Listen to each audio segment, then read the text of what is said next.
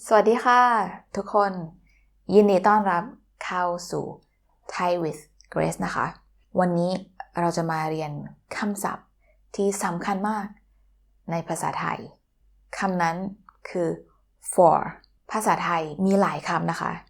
คนส่วนมากรู้จักคำว่าสำหรับแต่ว่าคำว่า for ไม่ใช่แปลว่าสำหรับอย่างเดียวนะคะในภาษาไทยมีหลายคำวันนี้เราจะมาดูกันว่ามีคำอะไรบ้างแล้วก็จะมาดูตัวอย่างกันค่ะคำที่หนึ่งคือคำว่าสำหรับใช้ได้2แบบนะคะแบบที่หนึ่งคือ an object or a place is exclusively for someone or something มาดูตัวอย่างกันนะคะห้องน้ำนี้สำหรับคนพิการ This bathroom is for the handicapped. So this place is for somebody. ของขวัญนี้สำหรับคุณ This gift is for you. This object is for somebody. This gift is for you. ปัญหานี้ใหญ่มากสำหรับพวกเรา This problem is so big for us. กรงนกนี้สำหรับนกไม่ใช่สำหรับหนูแฮมสเตอร์ This cage is for birds, not for hamsters. Channel นี้เป็น channel สำหรับทุกคนที่อยากเรียนภาษาไทย This channel is a channel for everybody that wants to learn Thai. ขวดน้ำนี้สำหรับใครคะ Whose is this water bottle for? สำหรับคนที่อยากดื่มน้ำทุกวัน For a person that wants to drink water every day. สำหรับคนที่อยากแข็งแรง For persons that want to be strong. วิธีการใช้คำว่าสำหรับแบบที่2คือ as for สำหรับ Grace ขอส้มตำค่ะ As for me, I want ส้มตำสำหรับวันนี้จบเท่านี้นะคะ As for today, let's end it here. มาลองทำ pop quiz เล็กๆกันนะคะคำว่า I live here for 4 years already ภาษาไทยคืออะไรคะ TikTok ภาษาไทยคือฉันอยู่ที่นี่4 ปีแล้วมีคนต่างชาติหลายคนชอบพูดว่าผมอยู่ที่นี่สำหรับ4 ปีแล้วแต่ว่านั่นไม่ถูกต้องภาษาไทย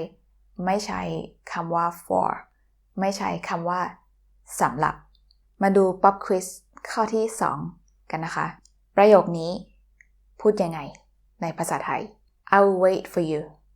TikTok ภาษาไทยก็คือฉันจะรอคุณมีคนหลายคนชอบพูดว่าฉันจะรอสำหรับคุณแต่ว่านั่นไม่ใช่นะคะผิดเพราะว่าภาษาไทย wait for คือรอคำถัดไปนะคะคำว่า for คำที่2ในภาษาไทยคือเพื่อคำว่าเพื่อคือ to tell someone the reason for your action to do something for the sake of somebody มาดูตัวอย่างกันนะคะฉันทำสิ่งนี้เพื่อเธอ I do this for you ฉัน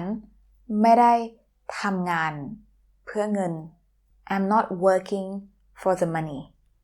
ฉันทำงานเพื่อครอบครัว I'm working for my family Grace ทำแบบนั้นเพื่ออะไรอ่ะ What are you doing that for? When there's an action involved, it's always เพื่อตอนนี้เรามาเปรียบเทียบกันนะคะ2คำว่าสำหรับและคำว่าเพื่อห้องน้ำนี้สำหรับคนพิการ The bathroom is for the handicapped. It's a place for somebody.